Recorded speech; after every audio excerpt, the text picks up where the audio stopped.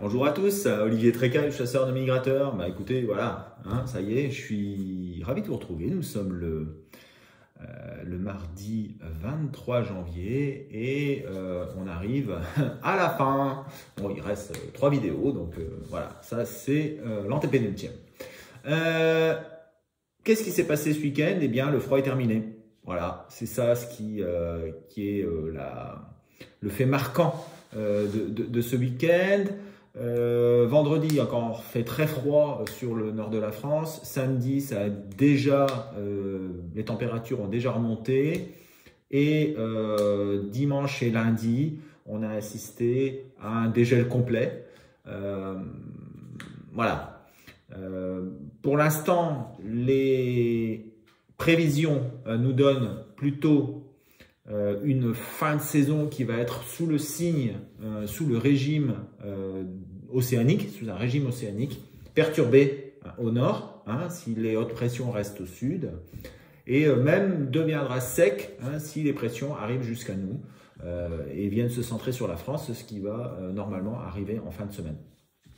Donc, les températures après cet épisode de froid vont rester très douces jusqu'à vendredi, avec tout d'abord des nuages et du vent au nord, du soleil au sud. Une France qui va être coupée en deux. La situation devrait évoluer vers un temps plus sec au nord, avec probablement quelques éclaircies, et le temps continuera à être printanier au sud. Alors, ça ne veut pas dire que l'hiver est fini, pas du tout, car février peut-être est un mois d'hiver, mais cette semaine de pleine lune sera douce. Je parle de la lune parce que c'est quelque chose d'important. C'est le deuxième facteur le plus important dans la migration. Et ça excite les oiseaux, ça les fait chanter, ça les fait chercher fortune. Et on a quand même donc des déplacements à prévoir cette semaine. La fin du week-end, en tout cas, a été plus propice au sud de la Loire. Probablement des oiseaux qui sont descendus et des oiseaux qui sont remontés. Hier, avec le dégel des étangs, hier et avant-hier, avec le dégel des étangs au nord, la fonte de la neige, etc., tout ce beau monde a commencé à réintégrer ses pénates dans la partie nord de la France, et on a assisté à des arrivées d'oiseaux alors qu'il n'y en avait plus du tout sur la partie nord de la France. Voilà, j'ai pas grand chose d'autre à dire, sauf que il faut renseigner MigTracker, bien entendu, même dans cette situation où on ne sait pas vraiment dans quel sens vont les oiseaux. C'est toujours intéressant et ça peut nous permettre de comprendre certaines choses. En tout cas, voilà, n'oubliez pas de remplir MigTracker. Vous recevrez bien entendu, si vous remplissez MigTracker, un récapitulatif national de ce qui s'est passé au niveau de la migration. Je n'en dis pas plus. Si vous ne l'avez pas encore fait, abonnez-vous à la chaîne. Un petit like, ça fait toujours plaisir. Un petit commentaire aussi. Et voilà, allez voir le site www.lechasseurdemigrateurs.com sur lequel il y a pas mal de petites choses que vous pouvez découvrir. Je laisse la parole à Thierry qui va nous annoncer un petit peu ce qui va se passer. Et je vous dis à vendredi pour la mise à jour avant le week-end. Allez, à bientôt tout le monde. Ciao, ciao. Bonjour à tous pour cette nouvelle vidéo des prévisions de MigTracker et du chasseur de migrateurs, bien sûr. Donc c'est l'avant-dernière présentation qu'on vous fait. Donc on vient de terminer notre coup de froid de janvier. Et donc là, on entre dans une période de repositionnement classique qui n'est certainement pas une période de retour, parce que le mois le plus froid de l'année, c'est le mois de février, depuis toujours et pour longtemps encore. Et donc on aura encore cet hiver des mouvements de descente et de repositionnement jusqu'à pratiquement au printemps. Alors voyons voir ce qui s'est passé pour ces jours-ci. Cette semaine, ça a été une semaine de montagne russe. 2 jours très bons, 3 jours moins bons, dont dimanche où on a eu une tempête mémorable en Manche, tempête très importante, beaucoup plus importante que ce qui était prévu. Je vous l'avais annoncé dans mes dernières prévisions, mais ça a été beaucoup plus fort. Alors quand il y a du très mauvais temps, les oiseaux sont moins incités à bouger, c'est assez classique. Quoique j'ai eu quelques installations qui ont profité de ce mauvais temps et donc qui ont eu pas mal de pauses quand même.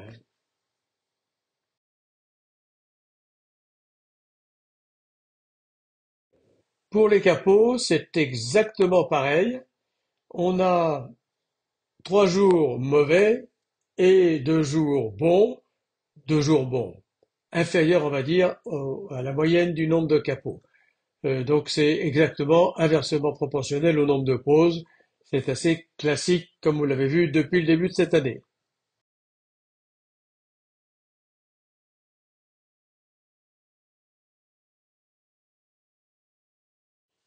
La tendance de la semaine est très bonne.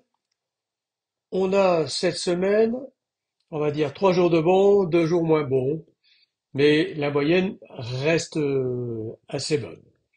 Alors on commence ce mardi-ci avec malheureusement un mauvais jour parce que on a encore ce soir un coup de vent, au moins un coup de vent de prévu sur la Manche, et donc ça va ralentir la velléité pour les oiseaux de bouger. Le sud ne va pas être affecté, mais le nord va l'être pendant quelques heures au moins. Donc la moyenne sera inférieure de ce fait. Pour mercredi, on a la même carte que la veille, mais elle est meilleure parce que le vent tombe sur la Manche et donc sur le nord de la France. Et donc on a une opportunité de repositionnement un peu plus important. Donc ma note monte à 2,4 par rapport à cette situation. Pour jeudi, c'est à peu près la même chose que la veille, sauf que le champ de pression baisse un peu sur la Manche, que les vents poussent un peu plus fort de l'ouest, ce qui peut freiner un petit peu ce mouvement de repositionnement. Et donc la note baisse un petit poil à 2,2, mais il y aura encore de quoi faire évidemment. Pour vendredi, et d'ailleurs pour samedi, on est dans une situation presque idéale pour un repositionnement généralisé. Et donc la note est à 2,4, ce qui est une très bonne note par rapport à la situation. Et donc il n'y a pas de raison de penser que ça ne se passera pas. Et enfin pour samedi, à peu près la même situation, vent de sud généralisé sur l'Espagne, sur le sud de la France, sur le sud-ouest et sur le sud-est bien sûr. Et donc là, la note monte à 2,6.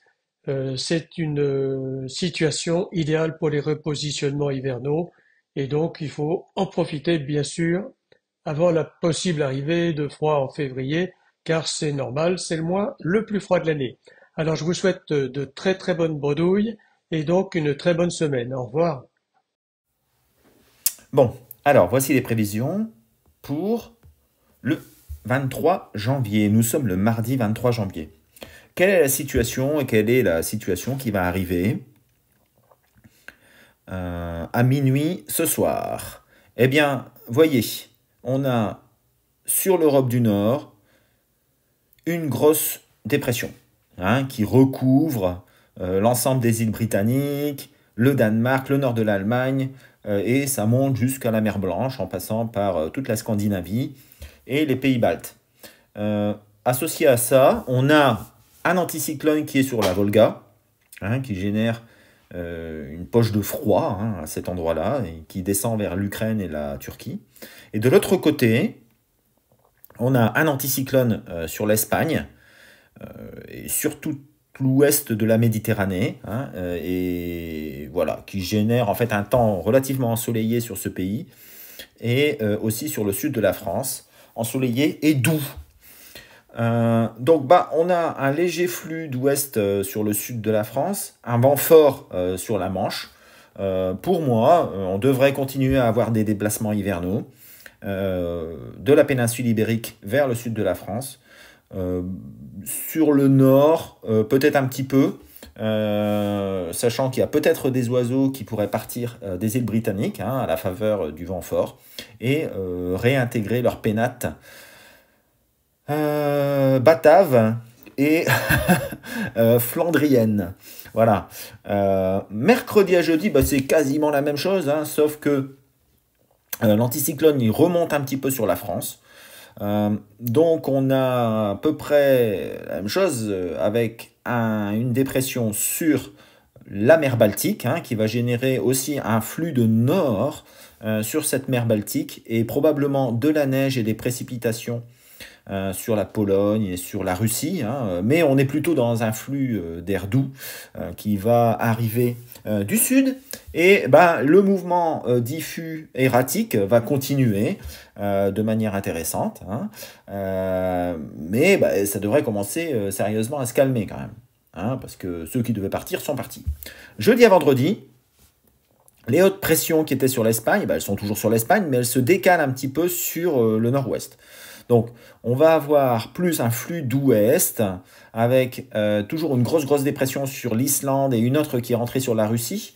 Donc, entre les deux, il y a une petite dorsale qui se crée sur la mer Baltique. Ça va générer un flux de nord-est sur les États baltes, mais le temps va rester toujours très doux sur la France avec un flux océanique.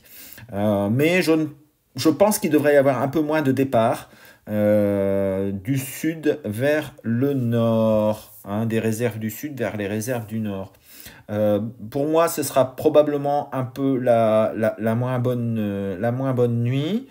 Vendredi à samedi, les hautes pressions, elles se décalent et elles reviennent se centrer sur l'est de la France, sur le nord-est de la France, et en particulier, j'allais dire, au nord de la Suisse, a priori.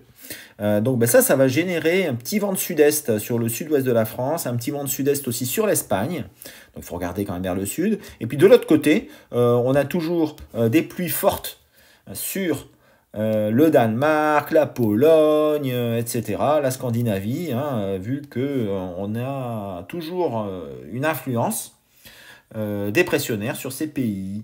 Donc attention, la lune est pleine, elle était pleine du jeudi au vendredi, la lune est pleine, vent de sud-est, les conditions sont tout à fait intéressantes pour avoir un petit mouvement de doigts et peut-être de plongeurs et de sarcelles qui pourraient regagner tranquillement les réserves situées un petit peu plus au nord.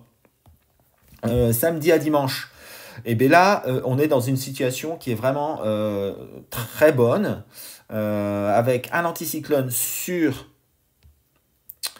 la République tchèque, centré sur la République tchèque, l'Autriche, et donc un flux de sud-ouest qui part, j'allais dire, des côtes africaines jusque la Sibérie. Donc ça peut être tout à fait intéressant. Et je pense que ce sont des très bonnes conditions pour que les oiseaux d'Espagne, du Maroc aussi, regagnent tranquillement les réserves françaises. Donc, très bonnes conditions. Je mets 3 étoiles plus pour la nuit de samedi à dimanche, qui décidément est très très bien servie cette année. Voilà, pour la suite, la nuit de dimanche à lundi, ça revient à peu près au même, sauf que les pressions, elles se décalent encore vers l'est. Et donc, il se pourrait qu'on ait un petit peu de pluie sur le nord de la France. À voir, à vérifier, c'est encore très très loin. En tout cas, voilà, si les pressions, ce qu'il faut retenir, c'est que si les pressions se centrent sur l'Allemagne, c'est là où on a la possibilité d'un mouvement le plus important. Et c'est ce qui va se passer samedi à dimanche. Donc en attendant, ça va quand même être une bonne semaine, parce qu'avec la Lune, il y a toujours des déplacements. On est en hiver. Les oiseaux peuvent aller dans tous les sens à la recherche de nourriture. On sort quand même d'un épisode plutôt froid. Et les oiseaux vont commencer... il faut qu'ils refassent leurs réserves. Et donc, on est en janvier, il commence à y avoir un petit peu moins de nourriture. Et donc, il faut peut-être qu'ils fassent un petit peu plus de temps de vol pour aller chercher de la nourriture quelque part. Et donc, il y a toujours possibilité de faire, d'avoir une réussite tout à fait correcte à la chasse à la hutte, au gabion ou à la tonne. Voilà, bah écoutez, je pense que j'ai tout dit. Je vous souhaite une excellente semaine. On se retrouve vendredi pour la mise à jour. Aujourd'hui, eh bien, c'était l'antépénultième prévision de migration pour la saison 2023-2024. Eh bien, vendredi, ce sera l'avant-dernière. Voilà. On se retrouve donc vendredi pour la mise à jour. Allez, bonne semaine à tous et à bientôt. Ciao, ciao.